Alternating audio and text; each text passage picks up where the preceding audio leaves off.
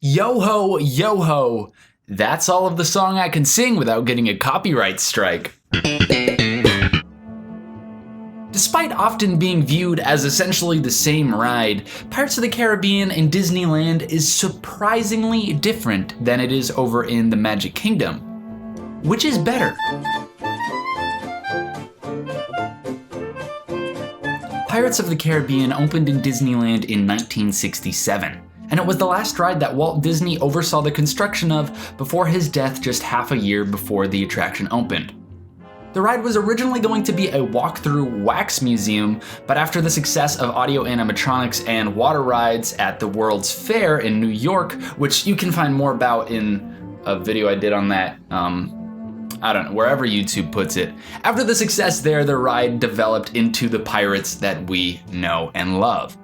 And who's that lovely looking man standing next to Walt Disney, you ask? Well, that is Mark Davis, one of the lead Imagineers and developers and concept artists for the attraction. He's a great guy, and we'll get a little more into him later.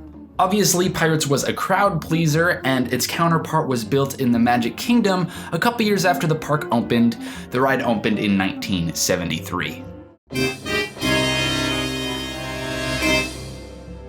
Kicking off this competition with the exterior of the rides, over in Disneyland, Pirates of the Caribbean is built in New Orleans Square, which is one of my personal favorite areas of the park, but the entrance to Pirates itself is kind of off to the side at the start. A lot of the ride is actually underneath New Orleans Square itself, so you come at it at a bit of an angle. It's kind of a lot of concrete, one of the most congested areas of the park actually, and on opening day of Pirates there wasn't the bridge that let crowds go over the queue a little bit, so it was just even more congested then. Not a whole lot to look at. It is a classic queue exterior, a lot of nostalgia there.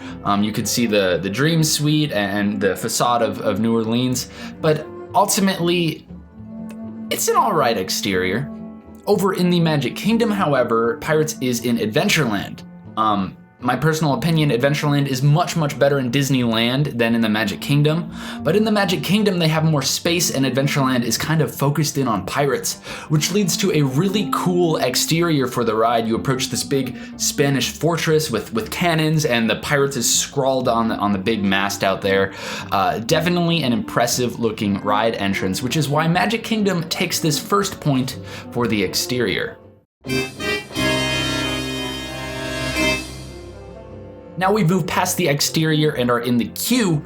Over in Disneyland, there's kind of not much of a separation between the two. The queue is largely just concrete switchbacks going around. You'll usually bleed out on a busy day into New Orleans Square itself.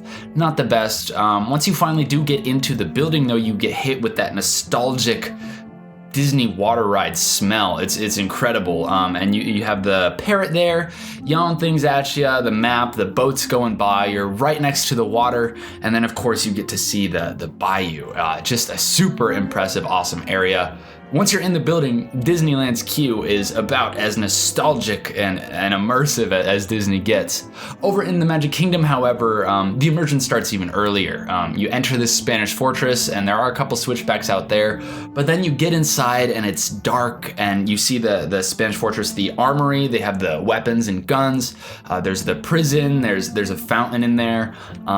It's a really cool dark ride queue. The Magic Kingdom in general just knocks the queues out of the park. They had the space to just squeeze all the detail they could while you're standing in line. So point number 2 for the queue, I'm gonna give to the Magic Kingdom as well.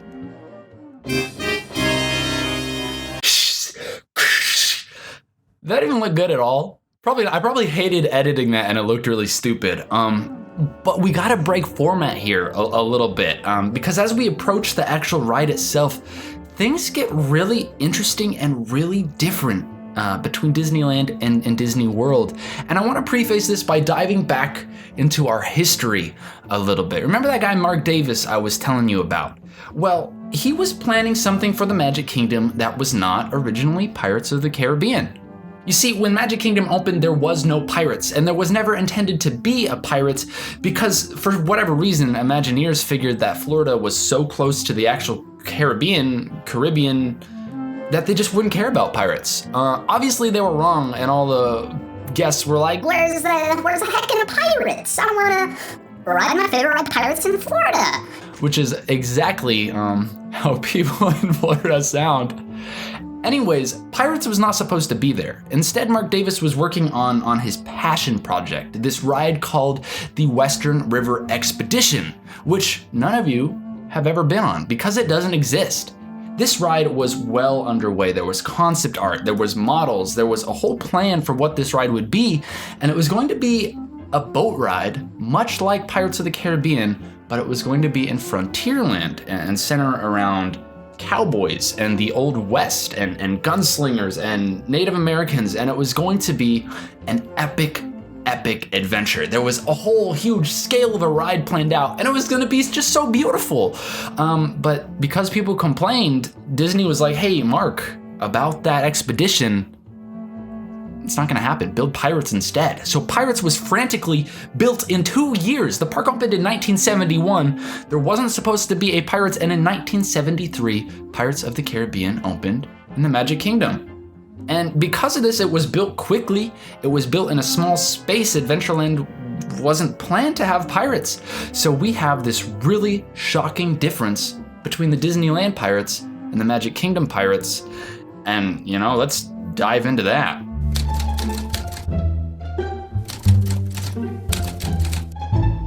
So we gotta start right at the top of the ride. One of my favorite parts of Pirates of the Caribbean at Disneyland is one of the best things in any ride ever is the Bayou. Obviously you have the Blue Bayou restaurant there, which is probably overpriced, but admittedly amazing, and your boat sails right past it. You're going through this calming bayou with the fireflies. You don't get thrown into it, you get eased into it, and it's incredible. It's an incredible scene, immersive scene, really sets you up for the whole ride. Magic Kingdom doesn't have that. You hop on a boat, you go around a corner through a little fog screen thing, and you're into it. So I have to immediately throw a bonus point, or I guess just a point in general, at Disneyland for having the Bayou scene. It's incredible.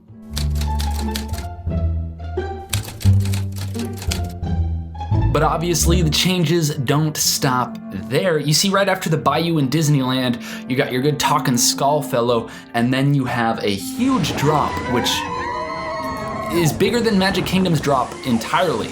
But not only that, you have the huge drop into the caves over in Disneyland, and then once you're in the caves, you have the second smaller drop into the skeleton undead area. Over in the Magic Kingdom, however, there's only one drop. And I almost want to say it's no bigger than the small drop in Disneyland. And it's placed weirdly too. The ride starts and you're in Skeleton Town, and then you drop into the big grand boat battle scene, which I think is cool to drop right into that, but the drop is depressingly small. And because of that, one of the most thrilling parts of the ride, throwing another point at Disneyland.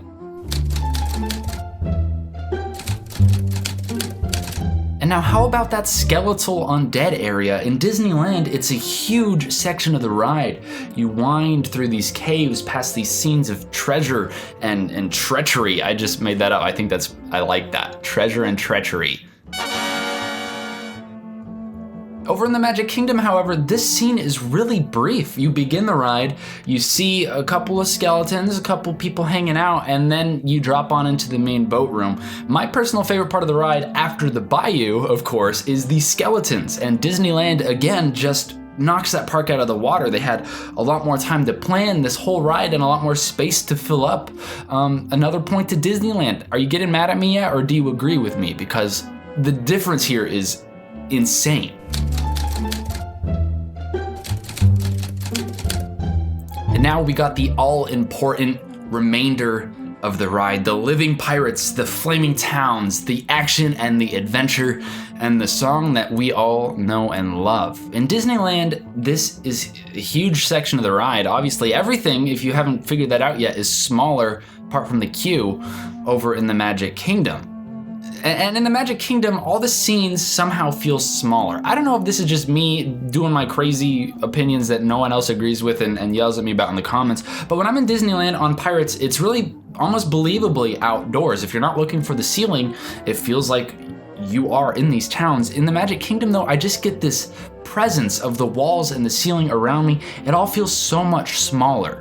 And while the Magic Kingdom has a lot of the same scenes, in Disneyland, it's also missing some scenes, and there's less space between the scenes, and it just flows less naturally. In fact, this can all be summed up. If you look at Disneyland, it's about a 15-minute ride, depending on how backed up the boats get right before the final lift out of there. In Disney World, however, the Magic Kingdom, the ride's only 8 minutes. I mean, and that's like a 7 whole minute difference of ride time, and it's crazy. It's 7 minutes of detail that you're lacking on in the Magic Kingdom. So I don't know if you've been on both of the rides and didn't notice this, like watch full videos of the ride, or next time you can ride both of them, just look at this, because I mean, Disneyland wins.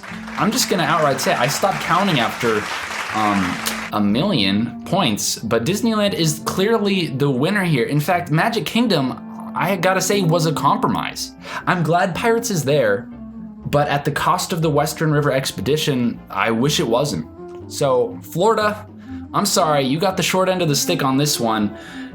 Sometimes I feel really confident about these versus videos, and then I get a lot of people who are mad at me in the comments below. So if your opinion is different, if you think Magic Kingdom is better and you really feel that in your heart, please tell me in the comments below, because that is, I feel like it's indisputable. So, Disneyland!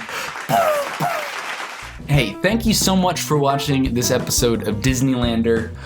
First, I kind of shot this during like a windstorm, so I hope the lights weren't flickery or whatever, but I want to apologize. It's been so long since I've uploaded, but I'm back now. If you didn't see that little update video I posted a couple days ago, my plan is to be uploading every other Saturday for 2019. So look forward to that. More verses coming, more Disneylanders coming. It's gonna be awesome. Tell me what you thought about this video. I kind of tried to shake up the style. I'm trying to get more into my own thing and get off of a script a little bit. So if you enjoyed it, tell me. If you didn't, I want your thoughts and opinions, and I want to have a chat with you down below. So get your chatting fingers on and tell me what you thought.